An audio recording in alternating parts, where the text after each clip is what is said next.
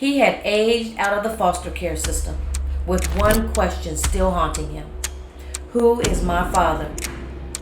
Edward reached out to me with a name, a city, and a hope that this man, this stranger, might be the missing piece to his identity. But what unfolded was one of the most emotionally complex cases that I've ever worked. And not because it was hard to solve, but because it forced me to face the harsh reality that some answers leave deeper wounds than silence ever could. I found the man and I made the calls.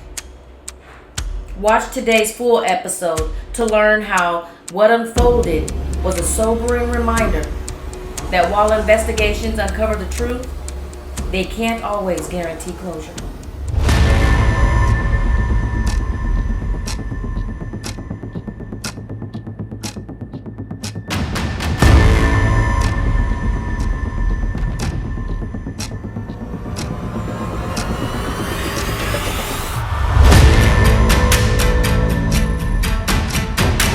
Welcome to another episode of Top Priority Chronicles.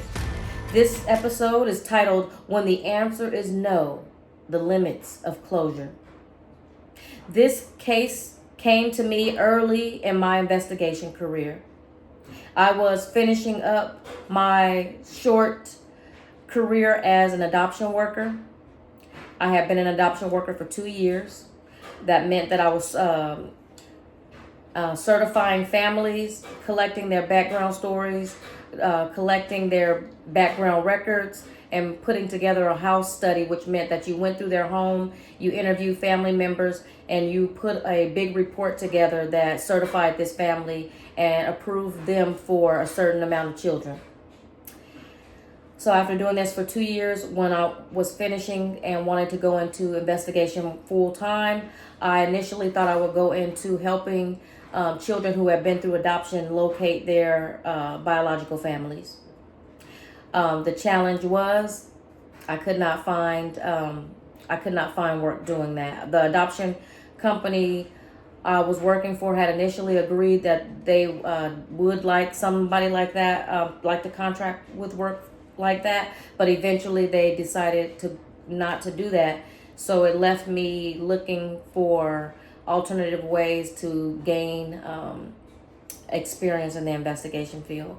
So I ended up going into investigation fraud, but I did work with families to do background checks and to help locate family members. And this is one of my first cases. And I gave you that background just to kind of set the foundation under knowing that I had experienced an adoption. I had been an adoption worker previously, so I had worked with families who were eager to, had their own reasons why they, were looking for looking to add to their family with children, and so I had a personal attachment in a sense to this case. I was contacted by a gentleman that we're going to call Edward. He had seen a social media ad that I had created regarding my top priority investigation services. And he called and we quickly clicked because he was just a likable person and he was just really direct about what he wanted. He was, that he had been doing his own research. He had collected some information and he just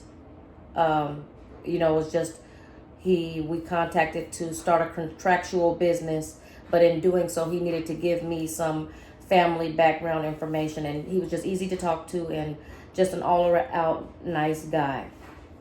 So Edward was really determined, despite the challenges that he had with trying to get additional information from his biological mother. And matter of fact, once his mother knew that he wanted to, locate his biological father, I believe it ostracized him even more from her, that she was upset about that. And so he was really just determined to do this for himself. The information he had was he had really done really good investigation work on his own. He had given me He knew who I needed to contact. He had a name. He had the city and the location. He even had other, I believe, if I'm not mistaken, he had other names of maybe family members that that was connected to the gentleman that he believed was his father. And so he made the investigation really easy just because of the information he provided. So I initially did a background check on the information he provided, and I was able to contact or slim the person down to just a few contacts in that area, and it was just a easy hit. I was able to contact the person, get it down, and the person was able to acknowledge his identity right away. So yeah, there was no problems locating the gentleman. But what I felt was, I felt emotionally invested in getting this gentleman to, I really kind of had, I had all my eggs in one basket. I just kind of assumed that all fathers want to know if somebody's their child and if they would want to rule them out, and if they assumed that were the case, or would want to meet them to see if they look like them. I just had all these assumptions running through my head that just kind of made this an easy, easy open and shut case, which turned out to be very much not what I experienced. Although the investigation part of the case was very easy to contact him, easy to locate him, easy to confirm this was the right person, the outcome was, I was not prepared for the outcome of the case when I contacted him, and I was not prepared for his response. I like to even go a step further back and just talk about my own personal trigger that occurred when I got this case. Although I knew my father, I didn't grow up with my father. And so I think that added an extra layer of personal investment into this case, where I was really determined, even though that I didn't set out saying, oh, that's what we're going to do. In my heart and in my mind, I wanted the same thing that Edward wanted, which was to confirm or to rule out that having this guy do whatever he needed to do to rule himself out as the father. So I did, do a background check. I was able to rule down, make a couple of calls, and ruled out that I did find the right person. This person was able to confirm that he knew Edward's mother. He knew that Edward's mother had a child that she assumed thought was his. But this gentleman reacted and said that he had already taken a paternity test, that it was deemed that he was found not to be the father, and that he felt firmly that he was not the father of this child, of Edward. I also let the gentleman know that I could not give his contact information to Edward unless he gave me authorization to do so. The gentleman was adamant that he did not want Edward to contact him. He did not want me to pass on his information, and that he was sure that he was not the father, and he did not want to dig up old bones, and he wanted to just put this to rest once and for all, and he didn't want to have anything else to do with it. So I ended my phone call with the gentleman. I thanked him for his time, and even before making the phone call to Edward to let him know the outcome, I really had to when I look back, I think now I can see where I thought I was feeling sorry for Edward. Maybe I think there's a part of me that was feeling sorry for myself and just my own personal circumstances, where I took the denial from the gentleman as denial to Edward, and that was just a black and white, either he was or he wasn't. Now I look back and I realize there could have been so many different possibilities of what that man had experienced that I really could not identify, that I just had my heart set on a specific outcome and it didn't happen, and then therefore I was disappointed. at the end of the day, as an investigator, you have to be able to keep your mind and heart open to all possibilities of outcomes. We cannot predict what will come and what will happen. The thing that saved me is, I think that was really wise for me to do, and that I had borrowed from working in the adoption world, was I had added a preamble to my finding missing person services that said that I could not guarantee results, and that when I located the person, if they declined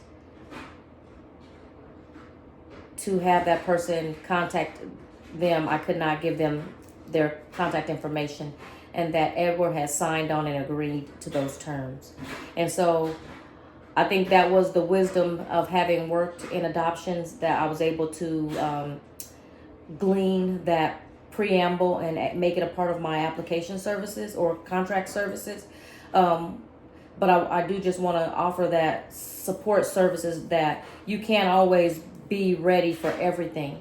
And I think there's some things that you are not going to be able to be prepared for, but how can you create maybe a blanket statement in your contract that your clients or potential clients can read and understand, that you cannot guarantee what the outcome will be. Even if they have all the information you need and the investigation is nice and simple and open and shut, it doesn't guarantee the outcome will come out the way they expect it. And it doesn't guarantee they'll get the closure that they want or need.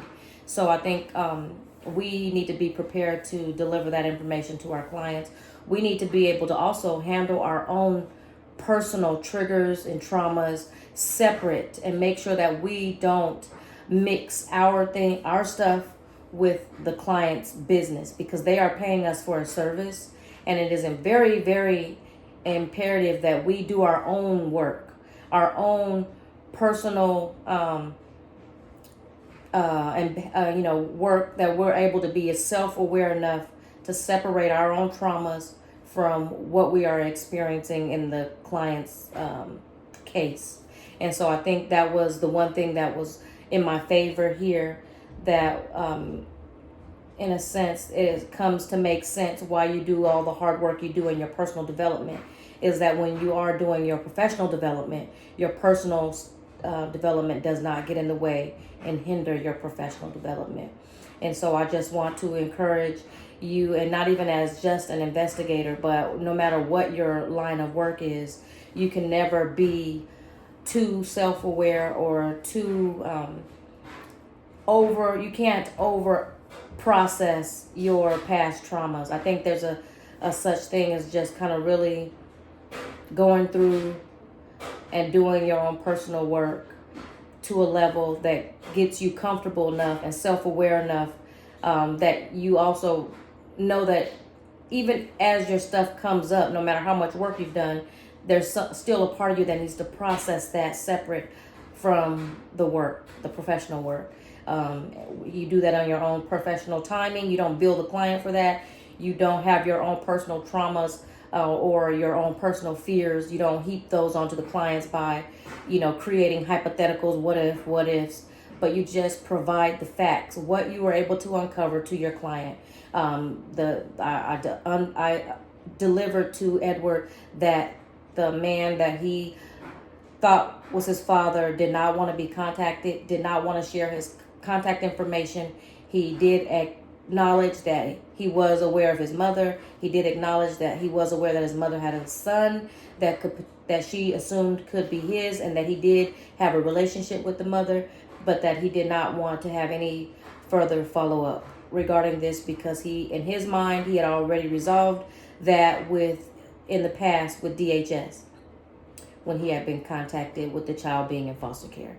So with that being said, it really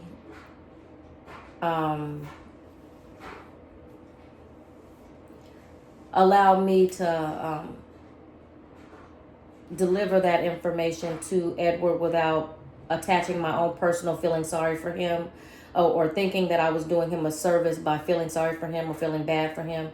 I really had to just like get myself in a professional mode to be able to deliver that information to him, and also give him an out to ask if there was anything further that he wanted to do with the information that I gathered, considering I could not give it to him. And I think that was, for me, just a way to ask if he had any other ideas about what I could do with the information that would make him feel would make him feel like this service was a benefit to him. And he was, he was a lot stronger than I expected. He was very resilient. He took the information like the grown man that he was. I believe he was 23 at the time. And he was just really strong and resilient about it. And after this case was resolved, it was a short time later, but I ended up, Edward returned and was a repeat customer in a different matter. It wasn't family related matter, but he was a repeat customer. So I would say that Edward walked away happy with my service, and I gained a repeat customer from Edward. So just because you have to deliver hard information, or the information isn't delivered the way you expect it, doesn't mean that the client will take it out on you or will find you as a bad investigator. They will a lot of the times take the information as you deliver it. So if you deliver it in a professional manner, where you just are very thorough in giving them all that has been presented, you could very well win a repeat customer. So I thank you for tuning in for today's episode. And if you have any episode ideas, or if you have an experience that you'd like to share, please feel free to drop it in the chat below, or you can DM me, or you can find me online at toppriorityinvestigations.com. I'm always open to you sending me additional information. You can always find me also on social media at Jammie Carr on Facebook, or Top Priority Investigations. You can also find me under Top Priority Investigations, or I am Jammie Carr on Instagram. I'm also on LinkedIn. I'm also under Jammie Carr and Top Priority Investigations. I'm also on TikTok under God's Cutie Pie, GODSQTPI, under Lady J. Find me there. And I'm always just up to connecting. So I appreciate your time.